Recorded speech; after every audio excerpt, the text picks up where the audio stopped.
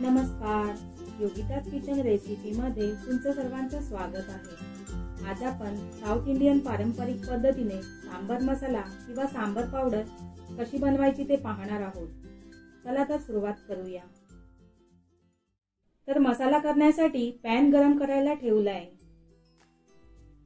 आता पॅन मध्ये घालूया 1 चमचा चणा डाळ, 1 चमचा धने, 1 चमचा जिरे, 1 चमचा मोहरी, 1 चमचा उडीद डाळ, पाव चमचा मेथीचे दाणे, 1 चमचा सुकं किसलेलं खोबरं, 8 ते 10 मिरीचे दाणे, 4 ते 5 लाल सुक्या मिरच्या, 8 ते 10 कढीपत्त्याची पानं। आता हे सर्व जिन्नस भाजून घ्यायचे आहेत।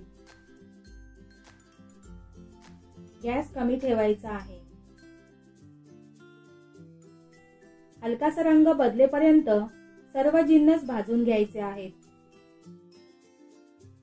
तर इथे तुम्ही पाहू शकता मिरची सुद्धा कुरकुरीत भाजली गेली आहे।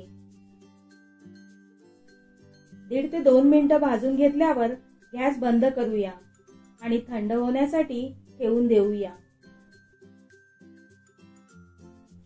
आता भाजलेलं सगळं साहित्य थंड झालेलं आहे।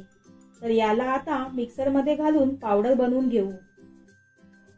तसेच यामध्ये मी अर्धा चमचा हळद पावडर आणि पाव चमचा हिंग घातला आहे। 2 ते 3 वेळा मिक्सर मध्ये मिश्रण फिरवल्यानंतर अशा प्रकारे मसाला तयार झाला आहे। मसाल्याला रंग खूप छान आला आहे आणि सुवासही मस्त येतोय। तर आपला सांबर मसाला तयार झाला आहे। हा मसाला आपण काचेच्या एअरटाइट बरणीत किंवा डब्यात भरून ठेवायचा आहे। त्यामुळे मसाला महिनाभर किंवा त्याहीपेक्षा जास्त दिवस टिकतो। हा मसाला फ्रीज मध्ये सुद्धा तुम्ही ठेवू शकता।